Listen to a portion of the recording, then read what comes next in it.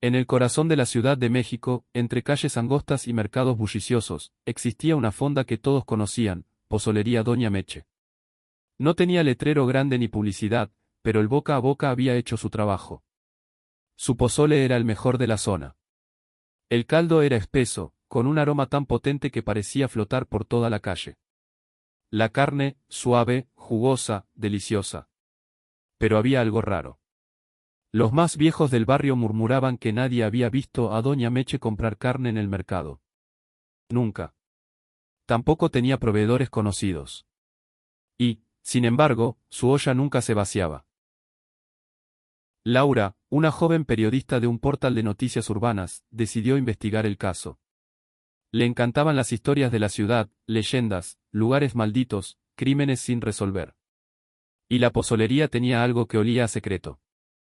Fue una noche de jueves cuando decidió ir a cenar ahí, sola, sin su equipo. El mercado ya había cerrado y el lugar estaba casi vacío. Solo un par de clientes sorbiendo el caldo en silencio. Doña Meche, una mujer de unos 70 años, con la piel arrugada y el cabello recogido en un chongo apretado, la recibió con una sonrisa seca. ¿Qué le sirvo, mija? Un pozole, por favor. Con todo. Doña Meche asintió y desapareció en la cocina. Laura observó el local. Las paredes estaban cubiertas de azulejos viejos, algunos rotos. Una foto antigua de la Virgen de Guadalupe colgaba sobre la caja registradora. Pero lo que más le llamó la atención fue el silencio. El mercado solía estar lleno de vida, incluso de noche. Pero ahí, dentro de la pozolería, solo se escuchaba el burbujeo de la enorme olla en la cocina. Cuando el plato llegó, Laura lo miró con detenimiento. El pozole tenía un color rojizo intenso. La carne flotaba en el caldo espeso, con una textura perfecta. Tomó una cucharada. El sabor era indescriptible. No era como cualquier otro pozole. Era demasiado bueno. Pero mientras comía, notó algo raro en la carne. Se quedó mirando el pedazo entre los granos de maíz. Había algo extraño en su forma. No parecía carne de cerdo ni de pollo. Algo en su instinto le dijo que dejara de comer. Pero ya era tarde. ¿Le gustó, mija? Preguntó Doña Meche desde la barra, con su sonrisa inmóvil. Laura tragó saliva. Sí, muy bueno, respondió, forzando una sonrisa. Pero en su mente, la duda la estaba devorando. Esa noche, decidió seguir investigando. Cuando el mercado cerró por completo y las luces de los puestos se apagaron, Laura regresó. Se quedó en un callejón oscuro, observando la pozolería desde las sombras. Después de unos minutos, la puerta trasera se abrió. Salió Doña Meche, arrastrando una bolsa negra enorme. Laura sintió un escalofrío. La anciana miró hacia los lados con cautela, y luego caminó hacia un pequeño cuarto de lámina detrás del local. Laura esperó unos minutos y se acercó en silencio. Desde una rendija, miró dentro del cuarto. Y lo que vio la hizo contener la respiración. Había cuchillos afilados, una mesa de acero manchada de rojo. Y sobre ella, un brazo humano cercenado. Los dedos estaban rígidos, congelados en un último intento de aferrarse a la vida. Laura sintió el estómago revolverse. Doña Meche no usaba carne de cerdo. Ni de pollo. Se cubrió la boca con la mano para no gritar. Entonces, escuchó un sonido. La respiración de alguien más. Giró la cabeza y, a través de la rendija, vio que Doña Meche la estaba mirando directamente. Los ojos de la anciana eran negros, profundos, como pozos sin fondo. Mija, ¿qué andas espiando? Laura retrocedió. Pero antes de que pudiera correr, sintió un golpe en la cabeza. Todo se volvió negro. Despertó con la cabeza palpitando. Estaba en un lugar oscuro. Olía a humedad. A sangre seca. Trató de moverse, pero estaba atada de pies y manos. Fue entonces cuando escuchó los sollozos. No estaba sola. A su lado, en la oscuridad, había otras personas. Ayúdame, por favor, susurró una voz masculina. Laura trató de enfocar la vista. Vio sombras moviéndose en el suelo. Eran cuerpos. Personas demacradas, con las muñecas amarradas con mecates sucios. Algunos ya no se movían. De repente, la puerta del sótano se abrió. Y ahí estaba ella. Doña Meche. Pensé que quería saber mi secreto, mija, dijo con voz tranquila, mientras bajaba los escalones. Laura trató de gritar, pero la anciana la miró con una frialdad inhumana. Aquí nada se desperdicia. Entonces, Laura vio el cuchillo en su mano. La anciana se acercó lentamente, con la misma sonrisa de siempre. Mañana, habrá pozole nuevo. Laura gritó. Pero en ese lugar nadie podía escucharla. En el mercado, la pozolería seguía abierta. Los clientes seguían llegando. La gente seguía comiendo. Y nadie preguntó por Laura. Nadie preguntó por los otros desaparecidos. Solo disfrutaban el pozole. Un caldo espeso. Con carne jugosa. Que nunca se terminaba.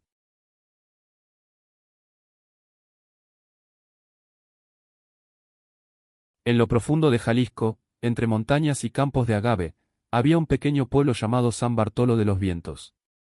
Allí, la música norteña no solo era tradición, sino un modo de vida. Cada noche, en la plaza principal o en alguna fiesta patronal, se escuchaban los acordes de un acordeón, el golpeteo del tololoche y la inconfundible voz de un cantante entonando corridos y rancheras. Entre todos los grupos de la región, los hermanos Montalvo eran los más queridos. Integrado por Ramiro, Julián y Nacho Montalvo, junto con el Chuy en la batería y Torres en la segunda voz, este grupo de música norteña recorría Jalisco con su talento. Tocaban en bodas, ferias y hasta en cantinas de mala muerte. Pero una noche, en un rancho apartado, los 5 músicos encontraron algo que cambió sus vidas para siempre. Era una noche templada de septiembre cuando, después de tocar en la feria de San Bartolo, un hombre extraño se les acercó. Vestía un traje negro, tenía la piel curtida y los ojos hundidos, como si llevara días sin dormir. Muchachos, necesito que toquen en una fiesta privada, dijo con voz áspera. Depende, patrón, respondió Ramiro. Ya terminamos por hoy. El hombre sacó un fajo de billetes y lo dejó sobre la mesa. Les pago el doble de su tarifa. Solo unas cuantas canciones. La fiesta es en mi rancho, a unos kilómetros de aquí. El dinero era demasiado como para decir que no 5 veces lo que solían cobrar por una noche entera. Sin pensarlo mucho, los músicos aceptaron. Subieron a su camioneta y siguieron la vieja camioneta del hombre. La brecha era angosta y polvorienta, rodeada de cerros y nopaleras. A medida que avanzaban, una niebla densa comenzó a cubrir el camino, algo extraño para la época del año. Esto ya se siente raro, murmuró Torres, tocando su escapulario. Finalmente, llegaron al rancho, una casona vieja y descuidada, con ventanas rotas y muros cubiertos de maleza. Pero lo más inquietante era que, a pesar de ser una fiesta, no se escuchaba nada. No había música, ni risas, ni el bullicio de una celebración. Cuando bajaron de la camioneta, el hombre de negro los guió hasta el patio trasero, donde varias siluetas estaban reunidas en la oscuridad. No hablaban ni se movían. Solo esperaban. Empiecen a tocar, ordenó el hombre. Los músicos, aunque incómodos, hicieron lo que mejor sabían hacer. Ramiro apretó el acordeón, Julián marcó el ritmo con el tololoche, y el resto comenzó a tocar una ranchera animada. Pero a los pocos segundos, algo se sintió extraño. Los asistentes, hasta ese momento inmóviles, comenzaron a moverse. No como si bailaran, sino como si despertaran. Sus movimientos eran torpes y descoordinados, como si sus cuerpos no estuvieran acostumbrados a moverse. Uno de ellos se acercó demasiado a Torres, quien notó algo horrible, sus ojos estaban completamente negros, sin pupilas, sin vida. Parecía un cadáver ambulante. El pánico creció entre los músicos. Pero cuando intentaron detener la música, no pudieron. Sus manos seguían tocando solas. Ramiro intentó soltar el acordeón, pero sus dedos estaban rígidos sobre las teclas. Julián quería soltar el tololoche, pero su brazo continuaba marcando el ritmo. Los demás músicos comenzaron a sudar frío al darse cuenta de que no podían dejar de tocar. Y los invitados, aquellos seres de ojos vacíos, seguían acercándose. Nos tenemos que ir de aquí, gritó el Chuy, pero el hombre de negro lo agarró del brazo. Terminen el set. o nunca saldrán de aquí. La voz del hombre sonó como un trueno en sus cabezas. Algo dentro de ellos les decía que si se detenían, no saldrían vivos. Con terror en el rostro, continuaron tocando. Canción tras canción, los entes los rodeaban, moviéndose en ese baile macabro. Susurros indescifrables flotaban en el aire, y una sensación de muerte se apoderó del ambiente. Finalmente, después de lo que parecieron horas, Ramiro tocó el último acorde. Los seres se quedaron inmóviles. Luego, uno a uno, cayeron al suelo como muñecos rotos. La niebla se disipó de golpe y el rancho quedó en silencio absoluto. Los músicos miraron alrededor. El hombre de negro había desaparecido. No había cuerpos en el suelo. Ni siquiera rastros de la fiesta. Solo estaban ellos y sus instrumentos. Con el corazón latiendo con fuerza, huyeron del rancho sin mirar atrás. Cuando llegaron al pueblo, intentaron contar lo que había pasado, pero nadie les creyó. El rancho que describían había estado abandonado por más de 50 años. Ese lugar, dicen que ahí hacían brujería, les contó un anciano. Los dueños desaparecieron y desde entonces, los muertos bailan cuando la música suena. Desde esa noche, los hermanos Montalvo nunca volvieron a tocar después de la medianoche. Dejaron la música y se dedicaron a otra cosa. Pero a veces, en ciertas noches de niebla, cuando alguien pasa por aquel camino viejo, se puede escuchar un acordeón en la distancia. Un acordeón que sigue tocando para los muertos.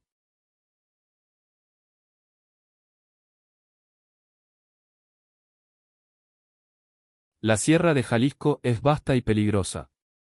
No solo por la ley del monte, donde los hombres armados patrullan como sombras entre los matorrales, sino por los secretos que se esconden entre sus cerros y barrancas. Dicen que hay cosas en la sierra de las que ni los narcos hablan. José, el Puma, lo sabía. Llevaba más de 15 años en el negocio. Había visto de todo, traiciones, masacres, cuerpos colgados en los puentes de los pueblos olvidados. Pero lo que encontró aquella noche en lo profundo de la sierra fue otra cosa. Algo que no era humano. El Puma y su grupo trabajaban para un cártel poderoso. Se encargaban de cuidar los laboratorios de metanfetaminas escondidos entre los montes. Cocinaban el cristal, movían la mercancía y, de vez en cuando, se deshacían de los que no seguían las reglas. Aquella tarde, el patrón les dio una orden. Llévense al ingeniero. Ya no lo necesitamos. El ingeniero era un químico al que habían secuestrado meses atrás. Ya había enseñado lo necesario, así que su tiempo se había acabado. El Puma y 3 sicarios más, el Chueco, Gavilán y el Ranas, lo subieron a la camioneta y condujeron hacia lo más profundo del monte. Iban a hacerlo desaparecer. El sol se puso mientras ascendían por los caminos de terracería. No había casas, no había caminos marcados, solo monte, árboles retorcidos y el sonido de los grillos en la oscuridad.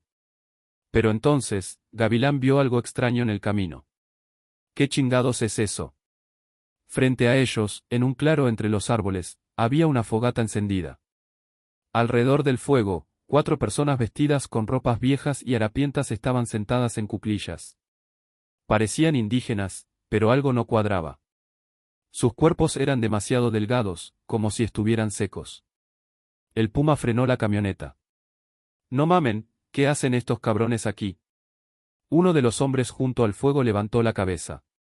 No tenía ojos. Solo había 2 huecos oscuros en su cara. Y entonces, todos al mismo tiempo giraron la cabeza hacia ellos. Chingada madre, vámonos. Gritó el Chueco. El Puma pisó el acelerador, pero en ese momento la camioneta se apagó sola. Los 4 hombres se levantaron lentamente. Y comenzaron a caminar hacia ellos. Los sicarios sacaron sus rifles y apuntaron. No se acerquen, cabrones. Pero los hombres no hablaban, no hacían ruido, solo se movían, arrastrando los pies sobre la tierra seca.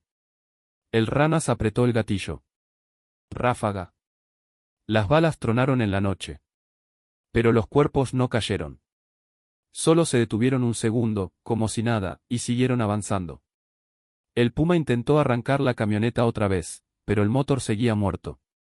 Bájense, a la verga. Los 4 saltaron de la camioneta con sus armas listas. El ingeniero seguía atado en la cajuela, gritando y pidiendo ayuda. Pero los hombres sin ojos ya no estaban.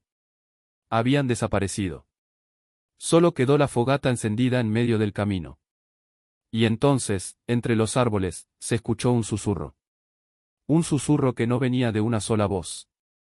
Era un murmullo bajo, miles de voces al mismo tiempo, hablándoles en un idioma que ninguno entendía. Algo los estaba rodeando. Nos están cazando, cabrones. Gritó el Ranas, disparando al monte. Pero el monte no devolvía las balas. El puma sintió que su cuerpo se helaba. Algo se movía en los árboles. Sombras largas y delgadas, con brazos como ramas secas, los rodeaban lentamente. Déjenme hablar, yo sé qué es esto. Gritó el ingeniero desde la cajuela.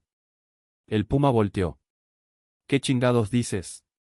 Suéltenme y les digo cómo salir vivos. El puma dudó. Pero cuando vio que las sombras se estaban acercando más, sacó su cuchillo y cortó las sogas del ingeniero. El hombre se sobó las muñecas y se acercó a la fogata. Se arrodilló y comenzó a rezar en un idioma extraño. El chueco se puso pálido. ¿Qué mierda está diciendo este güey? Entonces, de repente, las sombras dejaron de moverse. Los murmullos se apagaron. El ingeniero tomó un puñado de cenizas de la fogata y las lanzó al aire. Y entonces, la camioneta se encendió sola. Vámonos. Los sicarios no lo pensaron dos veces. Saltaron a la camioneta y salieron de ahí a toda velocidad. No miraron atrás. No querían ver lo que los estaba observando en la oscuridad. Cuando llegaron al pueblo, se encerraron en una cantina y nadie habló durante horas. Finalmente, el ingeniero rompió el silencio. No debieron venir tan lejos en la sierra. Aquí ya no es tierra de los hombres. El puma lo miró con miedo en los ojos. ¿Qué era eso?